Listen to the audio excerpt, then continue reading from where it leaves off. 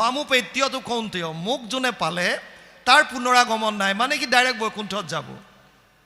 গতিকে আপুনি এই কষ্টটো বাৰে বাৰে পোৱাটো বিচাৰে নে ইয়াৰ পৰা পাৰ্মানেণ্টলি যোৱাটো বিচাৰে? সেইকাৰণে ভক্তি মাৰ্গটোক দিলে।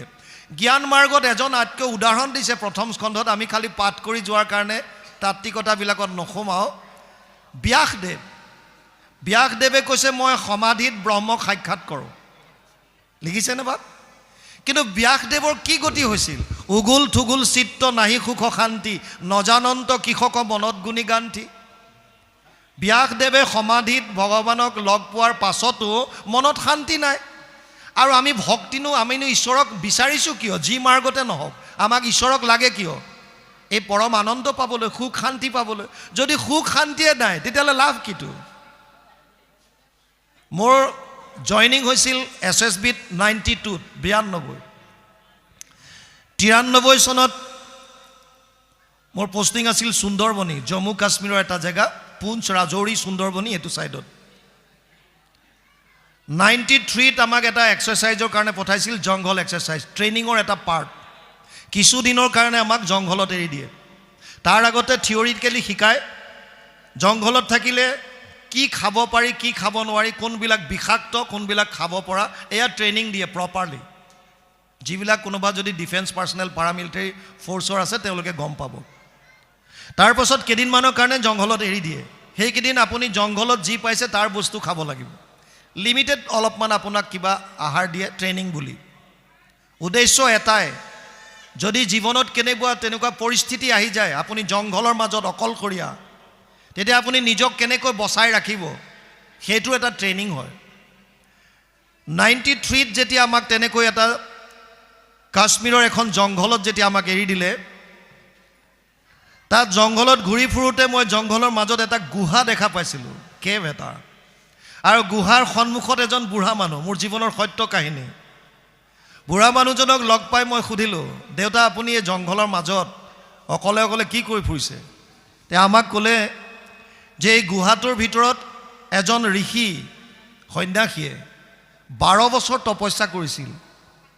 তেওঁ বহুখিনি সিদ্ধিও লাভ কৰিলে, কিন্তু সমাধিত ব্ৰহ্মক সাক্ষাৎ কৰাৰ ঠিক প্ৰাক মুহূৰ্তত এজনী ছোৱালীৰ সংস্পৰ্শত আহিল আৰু তেওঁৰ সমস্ত তপস্যা ভংগ হ'ল, 0। যেনেকৈ লুডু খেলত যে জখলা, সাপ জখলাৰ খেল, যিবিলাকে লুডু খেলে, এনেকৈ জখলাত উঠি উঠি গৈ থাকে। 100ৰ আগত 99ত এডাল দীঘল সাপ থাকে, তাত যদি গুটিটো পৰি গ'ল চিধা তল। ঠিক তেনেকুৱা হৈছে জ্ঞান মাৰ্গ। আমাৰ জংঘল এক্সাৰচাইজ, আমি মানুহজনক কৈছিলোঁ যে মই ভিতৰলৈ সোমাই চাব পাৰিমনে? বোলে ভিতৰত গোটেই অন্ধকাৰ, কি দেখিব আপুনি? বোলো চোৱাৰ একান্ত ইচ্ছা, কোন জেগাতনো বহি সন্ন্যাসীজনে তপস্যা কৰিছিল ইমান বছৰ, জেগাকণকে চাওঁ অকণ আহিলোঁ যেতিয়া। আৰু আমাক এটা জুইৰ ব্যৱস্থা কৰি ভিতৰলৈ লৈ গৈছিল। এখন টুলত সেই ঋষিজনৰ ফটোখন আছে আৰু সন্মুখত ধূপদানিত ধূপ চুপ জ্বলাই থোৱা থাকে। আমি চাই মেলি ওলাই আহিলোঁ।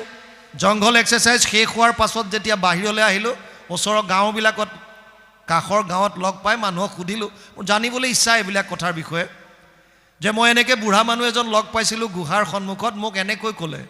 এতিয়াও কোনোবা এনেকৈ তপস্যা ইমান 12 বছৰ ধৰি কৰিব পাৰে জানো? বোলে হয়। আমাক জানিব দিছিল যে আপোনাক কোৱা প্ৰতিটো কথাই সত্য, কিন্তু এটা কথা আপোনাৰ পৰা লুকুৱালে মানুহজনে। বোলো কোনটো কথা? কৈছে যিজন তেওঁ সন্ন্যাসী বুলি কৈ আছে, সেইজন সন্ন্যাসী বেলেগ নহয়, সেই বুঢ়াজনে। সেই বুঢ়া মানুহজনে 12 বছৰ কৰিছিল তপস্যা, কিন্তু তাত সফল হ'ব নোৱাৰিলে আৰু জীৱনৰ 12টা বছৰ তেওঁ ব্যৰ্থে গ'ল। বুজি পাইছেনে জ্ঞান মাৰ্গ কেনেকুৱা কষ্টকৰ? এবাৰ মই বিহাৰত পোষ্টিং থাকোঁতে যেতিয়া ছত্তীশগড় ৰিক্ৰুটমেণ্টৰ কাৰণে গৈছিলোঁ, বাটত এটা ৰাতি মই মাৰ্কেণ্ডেয় আশ্ৰমত থকাৰ সুবিধা পাইছিলোঁ। আৰু তাত থাকোঁতে পিছদিনা ৰাতিপুৱা পুনৰ যেতিয়া আমি ছত্তীশগড় গৈছোঁ, তাৰ পৰা নৰ্মদা নৈ ওলাইছে।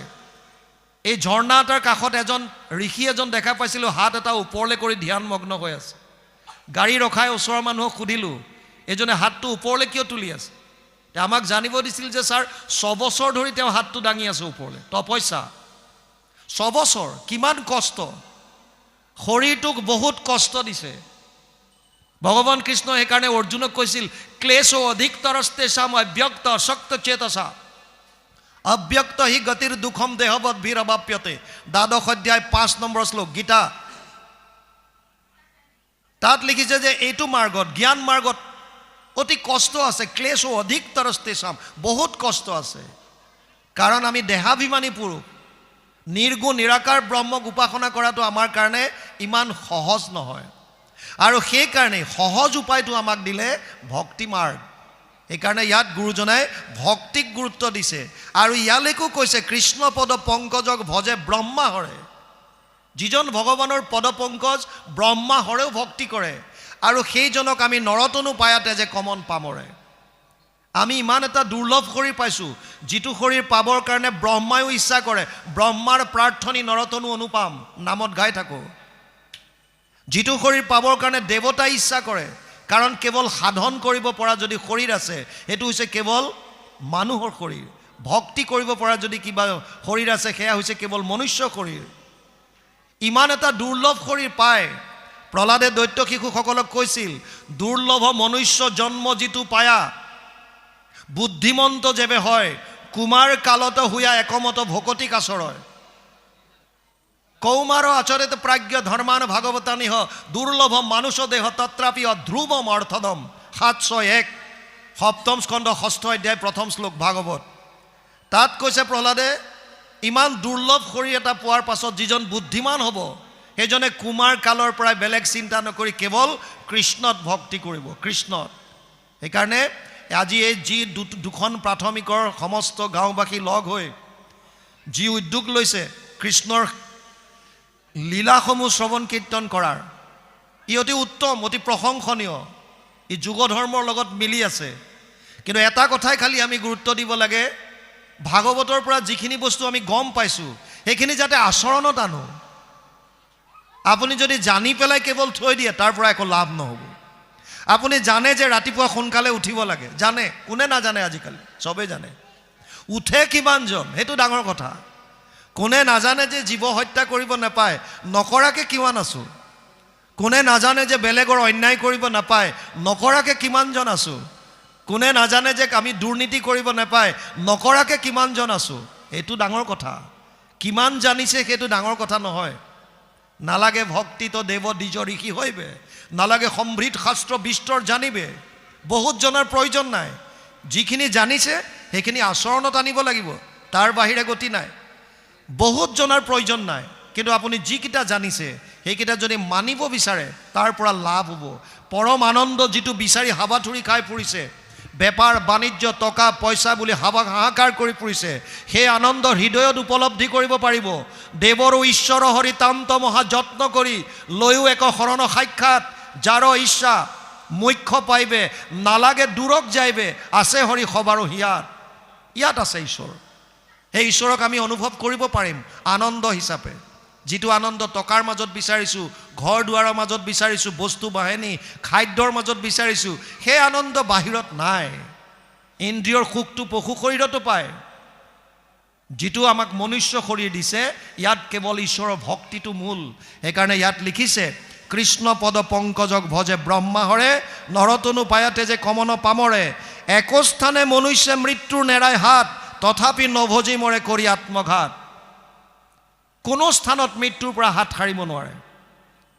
মনুষ্য শৰীৰ চঞ্চল, সদায় কেতিক্ষণে কালে ধৰে। প্ৰহ্লাদে দৈত্য শিশুসকলক কৈছে, কোন মুহূৰ্তত কাৰ মৃত্যু আহে ঠিক নাই। ধৰি লওক আপুনি এখন ট্ৰেইনত উঠিছে, আপুনি দিল্লীলৈ যাব, টিকেট আগতেই কৰিলে, কোনটো ক্লাছত কৰিছে সেইটোও থাকিব তাত। শ্লিপাৰ কোচ লৈছেনে, জেনেৰেল কোচত কাটিছেনে, AC 2 টায়াৰ কাটিছেনে, 3 টায়াৰ কাটিছেনে, AC ফাৰ্ষ্ট ক্লাছ কৰিছেনে, ক'ত কৰিছে টিকেট। যোনটো টিকেট আপোনাৰ আছে, আপুনি সেইটো কোচত সেই চিটত বহিব। ধৰি লওক এজন মানুহে এটা টিকেট লৈছে, AC 2 টায়াৰ কাটিলে, 2 টায়াৰত বহিল, আৰু তাৰ পাছতে যদি ট্ৰেইনখন তাৰ পৰাই আৰম্ভ হৈছে, চাই থাকোঁতেই তাত বেলেগ কেইজনমান মানুহ আহি বহিলে। 6টা চিট থাকে এটা কম্পাৰ্টমেণ্টত, AC 2 টায়াৰ 4টা আৰু 2টা ছাইডত। 6জন ব্যক্তি একেলগে বহিছে, কিন্তু টিকেট চবৰে বেলেগ বেলেগ। কোনোবাজনে পাটনালৈকে লৈছে, কোনোবাই হয়তো লখিমপুৰ টু গুৱাহাটী লৈছে, কোনোবাই হয়তো নাই মুজফ্ফৰপুৰ লৈছে, কোনোবাই হয়তো আৰু লক্ষ্ণৌ লৈছে, কোনোবাই হয়তো দিল্লী লৈছে। বেলেগ বেলেগ টিকেট, কোচ বেলেগ, টিকেট বেলেগ। যাৰ যেনেকুৱা টিকেট আপোনাৰ কম্পাৰ্টমেণ্টত আহি 6 জন বহিল, 6টা টিকেট সুকীয়া। যাৰ য'ত গন্তব্য স্থান আহিছে তাত সেইজন নামিব, আপোনাৰ মতে নচলে। যদি আপোনাৰ টিকেটটো যদি গুৱাহাটীত, আপুনি যিমানেই সম্পৰ্ক স্থাপন নকৰক সেই 6 জনৰ মাজত, যিমানেই মোৰ আপোন আপোন নকওক, যিমানেই মোৰ পুত্ৰ পৰিবাৰ, যিমানে যেনেকুৱা নকওক কিয়, যেতিয়া টিকেটটো যলৈকে আছে তাত সেইজন নামিবই লাগিব। এইটো বাউন, তাৰ পৰা হাত সাৰিব নোৱাৰে। আমাৰ জীৱনটো তেনেকুৱা। আমি এটা টিকট লৈ আহিছোঁ যাক প্ৰাৰব্ধ বুলি কয়। প্ৰাৰব্ধ, আয়ু, কৰ্মম চ বিত্তম চ বিদ্যা নিধনমেব চ পঞ্চৈতস্য সৃজন্তে গৰ্ভস্থস্য দেহিনাম। মাতৃ গৰ্ভত থাকোঁতে 5টা বস্তুৰ ফাইনেল হৈ আহিছে। কিমান আয়ুস, কিমান দিনৰ কাৰণে আহিছে তেওঁ মনুষ্য শৰীৰ লৈ। কৰ্ম কেনেকুৱা হ'ব, টকা পইচা কেনেকুৱা হ'ব, বিত্ত বিদ্যা কেনেকুৱা হ'ব, একজেক্টলি নিধন মৃত্যু কোনদিনা কেনেকৈ হ'ব, চব ফাইনেল প্ৰাৰব্ধ লৈ আহিছে। আমি নাজানো একো ভৱিষ্যতৰ কথা, আমাৰ হাতত একো নাই। গতিকে এটাই উপায় আছে, চাৰেণ্ডাৰ। চাৰেণ্ডাৰ মানে শৰণ। ভগৱানৰ চৰণত নিজক উচৰ্গা কৰি দিয়াৰ বাহিৰে আন একো কৰিবলগীয়া আমাৰ নাই। একো কৰিব আমি নোৱাৰোঁ। আপুনি যিমানেই যেনেকুৱা প্লানিং নকৰক কিয়, ঈশ্বৰে যদি ইচ্ছা নকৰে আপোনাৰ একো কাম নাই। সেইকাৰণে যিজন মহান শক্তিৰ ওচৰত আমি হাৰ মানিবলগীয়া হয়, সেইজনৰ ওচৰত কুমাৰ কালৰ পৰাই যদি আমি সম্পূৰ্ণৰূপে শৰণাগতি হওঁ, সেইজনেই আমাক এটা সুন্দৰ ৰাজমাৰ্গেদি আগবঢ়াই লৈ যাব। যিমানেই সংঘাত আপোনাৰ জীৱনত নাহক কিয়, তেওঁ আপোনাক তাৰ মাজেদি সুন্দৰভাৱে আগবঢ়াই লৈ যাব। সেইকাৰণে ইয়াত গুৰুজনাই কৈছে, একস্থানে মনুষ্য মৃত্যুৰ নেৰাই হাত, তথাপি নভজি মৰে কৰি আত্মঘাত। জনাৰ পাছতো আমি নিজে ছুইচাইড কৰাৰ দৰে ভগৱান কৃষ্ণৰ কাষ চপা নাই। বিভিন্নজনে বিভিন্ন ধৰণৰ এক্সকিউজেছ। কোনোবাই কৈছে মই অমুকৰ কাৰণে আহিব পৰা নাই, কোনোবাই কৈছে মই এইটোৰ কাৰণে আহিব পৰা নাই, কোনোবাই বেলেগ এটা উপায় দিছে, কোনোবাই পৰিয়াল পৰিজনৰ কথা কয়, কোনোবাই পৰম্পৰাৰ কথা কয়, কোনোবাই কিবা কয়, কোনোবাই কিবা কয়। কিন্তু আচলতে আহিব লাগিব এদিন। নহালৈকে আপোনাৰ সুকীয়া জীৱনটো আপুনি কোনোদিন সেই পৰম আনন্দটো উপলব্ধি কৰিব নোৱাৰে। বাকী যিমান আছে চববিলাক ভোগবাদ। এই ভোগবাদে আপোনাক সেইটো গতি দিব নোৱাৰে। আজি য'ত আপুনি আনন্দ উপলব্ধি কৰিছে, ধন টকা পইচা গাড়ী ঘোঁৰা যত যিমান, হঠাৎ এদিন নাইকিয়া হৈ যাব। সেইটো সুখ যিখন গাড়ীয়ে আপোনাক আজি দিছে, 4 বছৰ 5 বছৰৰ পাছত সেইখন গাড়ীয়ে আপোনাক সেইটো সুখ দিব নোৱাৰে। যিটো খাদ্যই আজি আপুনি আনন্দ পাইছে, সেই আনন্দৰ য'ত যিটো খাদ্যত আছে, হয়তো 4 বছৰ 5 বছৰৰ পাছত যেতিয়া আপুনি অসুস্থ হ'ব, সেইটো খাদ্যই আপোনাক সুখ দিব নোৱাৰিব। ভোগবাদৰ বস্তুৱে আপোনাক সেইটো আনন্দ দিব নোৱাৰে। যেনেকুৱা বস্ত্ৰ পৰিধান কৰি আজি আপুনি আনন্দ উপলব্ধি কৰিছে, এটা দিন আহিব যে সেইবিলাক বস্ত্ৰ পৰিধান কৰিবলৈ মন নোযোৱা হ'ব। এইবিলাক মন নাযায় মোৰ আজিকালি। কিয়? আপোনাৰ সেইবিলাকত সুখ নাইকিয়া হৈ গ'ল। চিৰন্তন যিটো সুখ, যিটো সনাতন, যিটো নিত্য, যিটো আনন্দ, যিটো পৰম আনন্দ, যাৰ কোনোদিন শেষ নাই। পাৰ্থ নৈব ইহন মূত্ৰ বিনাশস্তস্য বিদ্যতে, 6ষ্ঠ অধ্যায় 40 নম্বৰ শ্লোক। যিটো আনন্দৰ কোনোদিন শেষ নাই, সেই আনন্দটো পাবৰ কাৰণে এটাই মাৰ্গ দিছে, সেইটো হৈছে কৃষ্ণত একান্ত ভক্তি। ইয়ালৈকে গৈছে, অকণমান আগবাঢ়ক। কৃষ্ণ পদে কৈছে, কৃষ্ণ সেৱাতেহে মাত্ৰ গুচৈ মৃত্যু ভয়, জানিয়া কৃষ্ণক ভজা কৰিয়া নিশ্চয়। ভাগৱতে কৈছে আমাৰ আটাইতকৈ ডাঙৰ ভয়টোৱে হৈছে মৃত্যুৰ ভয়। ধন টকা পইচাৰ ভয় আছে, শৰীৰৰ অংগ প্ৰত্যংগ ক্ষয় হোৱাৰ ভয় আছে, আপোনজন হানি বিঘিনি হোৱাৰ ভয় আছে। কিন্তু এই যিমানবিলাক অন্যান্য ভয় আছে, ইয়াতকৈ আটাইতকৈ বেছি যিটো ভয়, সেইটো হৈছে মৃত্যু। আমি কোনো মৰিব নিবিচাৰোঁ। আমি ভাবোঁ যে আমাৰ দিনত মৃত্যু নহওক, ৰাতি নহওক, ভিতৰত নহওক, বাহিৰত নহওক, অস্ত্ৰৰে নহওক, শস্ত্ৰৰে নহওক। হিৰণ্যকশিপুৱে যেনেকৈ বৰ বিচাৰিছিল, আমাৰো প্ৰত্যেকজনৰ গতি একেই। কোনো মৰিব নিবিচাৰে। কিহৰ কাৰণে? কাৰণ আমি তত্ত্বটো বুজি পোৱা নাই। আচলতে মৃত্যু কাৰ হয়? মই বুলি ক'লে ইয়াত দুটা বস্তু আছে। এক হৈছে এই শৰীৰটো, যি 24 তত্ত্বৰ দ্বাৰা সৃষ্ট, যাক জ্বৰ বুলি কয়। যেনেকৈ এতিয়া আপোনালোকে দেখিছিল ইলেক্ট্ৰিচিটি যোৱাৰ লগে লগে, কাৰেণ্টটো যোৱাৰ লগে লগে ই কাম কৰা বন্ধ কৰি দিলে। মাইক্ৰফোনটোৱে কাম কৰা বন্ধ কৰা মানে ই জ্বৰ হৈ গ'ল। চৈতন্য কেতিয়া হ'ল? যেতিয়া ইয়াত আকৌ ইলেক্ট্ৰিচিটি আহিল, শক্তিটো যেতিয়া আহিল। ঠিক তেনেকৈ আমাৰো এই শৰীৰটো হৈছে জ্বৰ।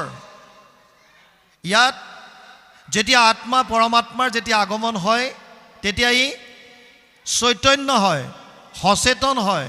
সচেতন কৰা দেহ প্ৰাণ ইন্দ্ৰিয়ক জীৱক ভুঞ্জান্ত নানাবিধ বিষয়ক। এতিয়া মৃত্যু কাৰ হয়? শাস্ত্ৰই কৈছে শৰীৰটোহে বিনাশী। শৰীৰৰ 6টা বিকাৰ আছে। অস্থি জায়তে বৰ্ধতে বিপৰিণামতে অৱক্ষ্যতি প্ৰণশ্যতি। 6টা বিকাৰ। শৰীৰৰ 6টা বিকাৰ কি কি? প্ৰথম কৈছে অস্থি। অস্থি মানে স্থিত হোৱা। মাতৃৰ গৰ্ভত এটা জীৱ আহি স্থিত হ'ল। তাৰ পাছত জায়তে জন্ম ল'লে। জন্ম লোৱাৰ পাছত কি হয়? বৰ্ধতে বৃদ্ধি হোৱা আৰম্ভ কৰিলে। কিন্তু বাঢ়ি গৈয়ে থাকে নেকি? নাই, এটা সময়ত ৰৈ যায়। তাৰ পাছত কি হয়? বিপৰিণামতে চেঞ্জেছ কিছুমান আহে।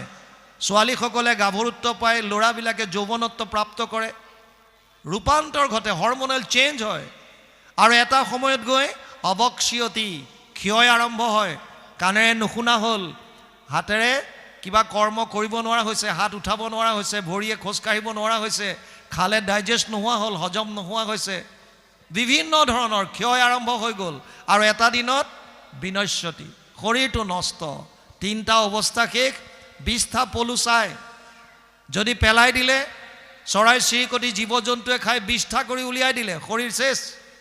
যদি পুতি থ'লে তেতিয়াহ'লে পলু হ'ল, আৰু যদি জ্বলাই দিলে তেতিয়াহ'লে ছাই হ'ল। শৰীৰৰ এই 3টাই শেষ অৱস্থা, 20টা পলু চাই। কিন্তু আত্মাৰ মৃত্যু নাই। আত্মাৰ মৃত্যুৱে নাই। নৈনম চিন্দন্তি শস্ত্ৰাণি নৈনম দহতি পাৱক না চৈনম ক্লেদয়ম তাপো না শোষ্যতি মারুত অচেদ্য অয়ম অদাহ্য অয়ম অক্লেদ্য স্বচ্ছ এব চ নিত্য সর্বগত স্থানুর অচল অয়ম সনাতন। গীতা 2য় অধ্যায় 23 আৰু 24 নম্বৰ শ্লোক। ভগৱান কৃষ্ণ অৰ্জুনক কৈছে, হে অৰ্জুন, আত্মাক অস্ত্ৰ শস্ত্ৰই কাটিব নোৱাৰে। নৈনম চিন্দন্তি শস্ত্ৰাণি নৈনম দহতি পাৱক, জুয়ে পুৰিব নোৱাৰে, পানীয়ে তিয়াব নোৱাৰে, না ক্লেদয়ন্তি আপো না শোষ্যতি মাৰুত, বায়ুৱে শুহিব নোৱাৰে। আত্মা অচেদ্য অদাহ্য নিত্য সনাতন।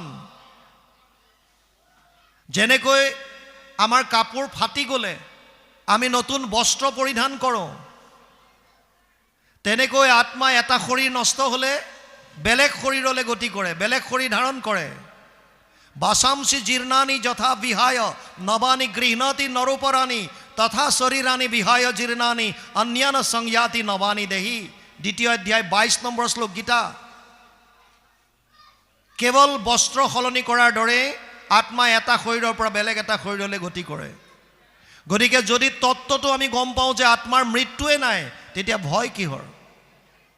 এইকাৰণে ইয়াত বৰ সুন্দৰভাৱে কৈছে, এইটো কেতিয়া গম পাব? যেতিয়া কৃষ্ণৰ একান্তভাৱে ভকত হ'ব, একান্তভাৱে কৃষ্ণৰ কথা শ্ৰৱণ কৰিব। এনেকৈ যেতিয়া আলোচনা হ'ব, আলোচনা কৰোঁতে কৰোঁতে কৰোঁতে কৰোঁতে শ্ৰৱণ কৰোঁতে কীৰ্তন কৰোঁতে এটা দিন আহিব যে নিজে উপলব্ধি কৰিব যে মই আচলতে শৰীৰ নহয়, মই আত্মা। আৰু তেতিয়া এই মৃত্যুৰ ভয়টো লাহে লাহে নাইকিয়া হৈ যাব। ইয়াত কৈছে, দিনেক নাৰদ গৈলা বসুদেৱ ঘৰে, দেখি বসুদেৱে তাংক পুজিলা সাদৰে, কৰিলা প্ৰণাম পাছে আসনে বৈ খাই, বুলিলা বিনয় বাক্য নাৰদক চাই। এদিন নাৰদ বসুদেৱৰ গৃহলৈ গ'ল। বসুদেৱে অতিথিৰ আগমন ঘটিছে। অতিথি দেৱ ভৱ বুলি কৈছে, অতিথিক দেৱতুল্য কৰে। অতিথি মানে কি? অতিথি। তিথি মানে তাৰিখ, মানে নোহোৱা, তাৰিখ নোহোৱা।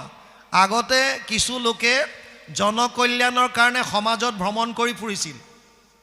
সমাজত বিভিন্ন জনৰ কল্যাণৰ কাৰণে, মানুহৰ হিতৰ কাৰণে তেওঁলোকে বিভিন্ন কাম কৰি ফুৰিছিল। আৰু এনেকৈ ঘূৰি ফুৰোঁতে যেতিয়া ক'ৰবাত সন্ধিয়া হয়, ৰাতি হয়, কোনোবা এখন ঘৰত গৈ তেওঁলোকে আশ্ৰয় লয় নিশাটো কটাবৰ কাৰণে, এমুঠি আহাৰৰ কাৰণে। কোনো তাৰ কাৰণে আগতীয়াকৈ ফোন কল নাই, কোনো ধৰণৰ খবৰ নাই, য'তে ৰাতি ত'তে কাটি বুলি কয়। যিকোনো ধৰণৰ তিথি নিৰ্ধাৰিত নোহোৱাকৈ, নিৰ্দিষ্ট কোনো প্লানিং নথকাকৈ হঠাৎ কাৰোবাৰ ঘৰত উপস্থিত হয় অতিথি। সেইকাৰণে কৈছিল, যিহেতু তেওঁলোকে জনকল্যাণৰ কাৰণে ঘূৰি ফুৰিছিল, সেইকাৰণে সেইসকলক অতিথিক কি বুলি কৈছিল? দেৱো ভৱ, দেৱতুল্য। তেওঁলোক দেৱতুল্য। ইয়াত যেতিয়া বসুদেৱে দেখিলে নাৰদ তেওঁৰ গৃহলৈ আহিছে, তেওঁক সুন্দৰভাৱে আসনত বহুৱাই লৈ বিনয় বাক্য দি পেলাই কৈছে, যেনেকৈ পিতৃ মাতৃ আহিলে পুত্ৰৰ যেন সুখ, সন্ত আগমনত দুখীৰ গুচৈ দুখ।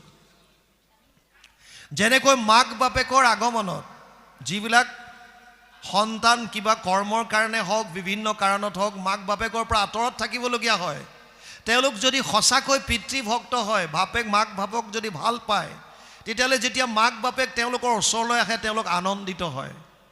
কিন্তু বৰ্তমান এনেকুৱা সন্তানো পোৱা যায় যিবিলাকে আকৌ মাক বাপেক আহিলে মনে মনে বেয়াহে পায়। তেওঁলোকে ভাবে যে মা দেউতাই পঢ়া শুনা নজনা, আমি চহৰত আছোঁ, আমাৰ এখন সমাজ বেলেগ, উচ্চ শিক্ষাৰ, আমি আমাৰ ঘৰলৈ আহিলে মা দেউতা আহিলে চিনাকি দিবলৈ লাজ লাগিব। এইসকলৰ কথা কোৱা নাই শাস্ত্ৰই। শাস্ত্ৰই কৈছে সেইসকলৰ কথা যি প্ৰকৃত সন্তান, যি মাক বাপেকক অন্তৰৰ পৰা শ্ৰদ্ধা কৰে, ভক্তি কৰে। জীৱন্ত অৱস্থাত যিসকলে শ্ৰদ্ধা কৰে, মৃত্যুৰ পাছত শ্ৰাদ্ধ কৰি কি লাভ হ'ব? জীৱন্ত অৱস্থাত যদি মাক বাপেকক ভালদৰে সন্মান নকৰে, শ্ৰদ্ধা সহকাৰে মাত বোল নকৰে, একো যদি চোৱা চিতা নকৰে, শৰীৰটো নাশ হোৱাৰ পাছত ডাঙৰ ডাঙৰ শ্ৰাদ্ধ পাতি কোনো কাম নাই। জীৱন্ত অৱস্থাত বৃদ্ধ পিতৃ মাতৃক যিমান পাৰে শুশ্ৰূষা কৰিব লাগে। ইয়াত কৈছে, পিতৃ মাতৃ আহিলে পুত্ৰৰ যেন সুখ, সন্ত আগমনত দুখীৰ গুচৈ দুখ। সেইমতে ভগৱন্ত তজু আগমনে, সমস্তৰে কুশল হয় তাবক্ষণে। দেৱতাটো কৰি শ্ৰেষ্ঠ সন্ত সাধুজন, সাধুসন্তে সৰ্বসুখ হয় অনুক্ষণ। ইয়াত কৈছে সন্তসকল দেৱতাত কৰিও শ্ৰেষ্ঠ। দুৰ্লভ মনুষ্য দেহ দেহিনাম ক্ষণভংগুৰ, তত্ৰাপি দুৰ্লভম মন্যে বৈকুণ্ঠ প্ৰিয় দৰ্শনম। এইটো শ্লোকৰ অনুবাদ ইয়াত কৰিছে 11:2-29। বসুদেৱে কৈছে যে মানুহৰ জন্ম পোৱাটো অতি দুৰ্লভ, দুৰ্লভ মনুষ্য দেহ। যদিও মানুহৰ শৰীৰটো ক্ষণভংগুৰ, খন্তেকীয়া, বিজুলীৰ চমকৰ দৰে, জলৰ ৰেখাৰ দৰে, কচুপাতৰ পানীৰ দৰে, কাৰ কেতিয়া ক'ত মৃত্যু হয় কোনো ঠিক নাই। তথাপিতো ইয়াত কৈছে যদিও এনেকুৱা খন্তেকীয়া, কিন্তু মানুহৰ জনম অতি দুৰ্লভ, দুৰ্লভ মনুষ্য দেহ, তত্ৰাপি ক্ষণভংগুৰ, তত্ৰাপি দুৰ্লভম মন্যে বৈকুণ্ঠ প্ৰিয় দৰ্শনম। তাতকৈও দুৰ্লভ কাক পাইছে? বৈকুণ্ঠ প্ৰিয় দৰ্শনম। বৈকুণ্ঠ প্ৰিয় মানে যিসকলে ভগৱানক ভাল পায়, অৰ্থাৎ সাধু সন্ত ভকত, যি বৈকুণ্ঠক ভাল পায়। কৃষ্ণৰ আন এটা নাম বৈকুণ্ঠ, কৃষ্ণৰ স্থানখনৰ নামো বৈকুণ্ঠ। সেইকাৰণে ইয়াত কৈছে এতিয়া, তাৰ পাছত আহিছে, দেৱতাটো কৰি শ্ৰেষ্ঠ সন্ত সাধুজন, সাধুসন্তে সৰ্বসুখ হয় অনুক্ষণ। আচৈ সুখ দুখ দুই দেৱক পূজনে, কেৱলে সুখক মাত্ৰ সাধে সাধুজনে। দেৱতা পুজিলে সুখ দুখ দুইটা পাবলগীয়া হয়। কেনেকৈ? প্ৰত্যেকজন দেৱতাক উপাসনা কৰাৰ নিয়ম বেলেগ বেলেগ। কোনোবা দেৱতাক যদি হালধীয়া ফুল দিব লাগে, কোনোবাক ৰঙীন ফুল, ৰঙা ফুল দিব লাগে, কোনোবাত ৰঙা বস্ত্ৰ লাগে, ক'ৰবাত হালধীয়া বস্ত্ৰ লাগে, বিভিন্ন ধৰণৰ নিয়ম। তাত যদি খেলি মেলি হ'ল, তেতিয়াহ'লে দেৱতাসকলো কেতিয়াবা বিতুষ্ট হয় আৰু হোৱাৰ পাছত ফলে বিপৰীত কৰে। তাৰমানে আপুনি যিটো বিচাৰিছে তাতকৈ হয়তো বিপৰীতটোহে পাব।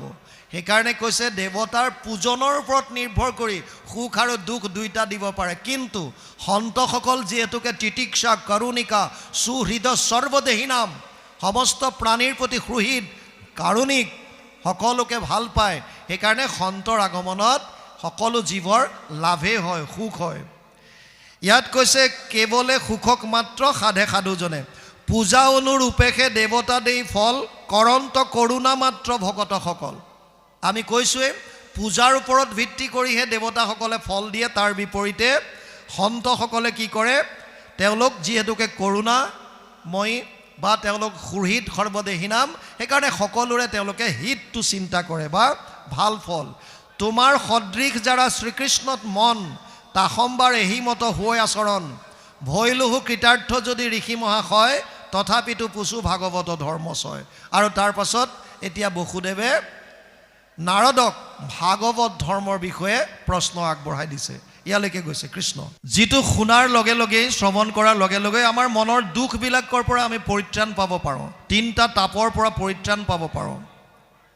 ইয়াত কৈছে দেৱৰ মায়ায়ে মোৰ মোহ ভৈল মন পুত্ৰ কামে কৃষ্ণক কৰিলোঁ আৰাধন যদ্যপি মুকুতি দেন্ত মুকুন্দে সদায় তাংকো নবাঞ্চিলোঁ পূৰ্বে পুত্ৰক আশায়।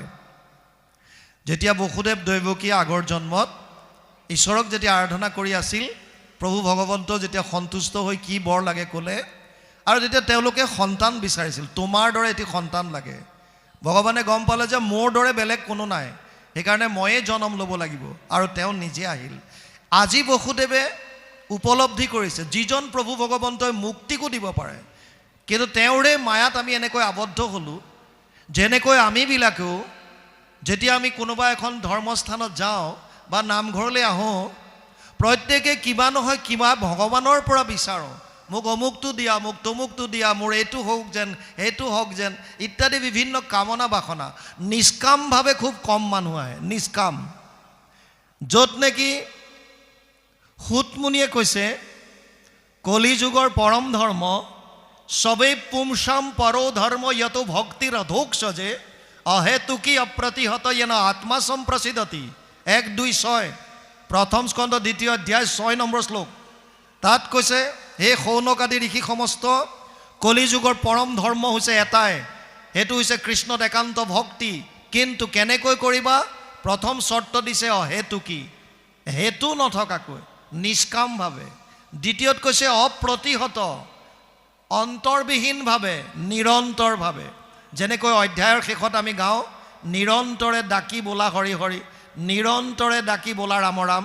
এই নিৰন্তৰ শব্দটোৱে কণ্টিনিউ বুজাইছে, যেনেকৈ তেলৰ ধাৰ, কোনো গেপ নোহোৱাকৈ অন্তৰবিহীনভাৱে নিৰন্তৰভাৱে কৃষ্ণৰ নাম, নিষ্কামভাৱে কৃষ্ণৰ নাম।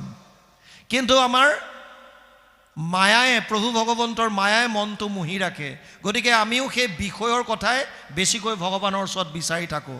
ইয়াতো বসুদেৱে স্বীকাৰ কৰিছে যে আগতেও মোৰ গতি একেই হ'ল, যদ্যপি মুকুতি দেন্ত মুকুন্দে সদায় তাংকো নবাঞ্চিলোঁ পূৰ্বে পুত্ৰক আশায়। যেনমতে তৰুৱাবে সংসাৰৰ ক্লেশ মহামুনি দিও মোক সেই উপদেশ। বসুদেৱে কৈছে যেনেকৈ মই সংসাৰৰ ক্লেশৰ পৰা পৰিত্ৰাণ পাব পাৰোঁ, যি কৰিলে সংসাৰৰ মই 3টা তাপৰ পৰা পৰিত্ৰাণ পাব পাৰোঁ, আদি দৈবিক, আদি ভৌতিক, আধ্যাত্মিক, যিটো আমি প্ৰথমে আলোচনা কৰিছিলোঁ, সেই উপদেশখিনি মোক দিয়া, সেই উপদেশখিনি মোক দিয়া।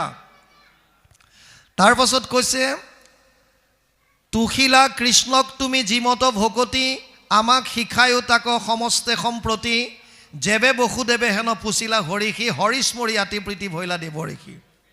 নিজৰ ঘৰত কোটি কোটি ব্ৰহ্মাণ্ডৰ নায়ক ভগৱান কৃষ্ণক সন্তান ৰূপে পোৱাৰ পাছত ইয়াত আকৌ বসুদেৱে এতিয়া কৈছে যে কেনেকৈ ভক্তি কৰিলে ভগৱানক সন্তুষ্ট কৰিব পাৰি।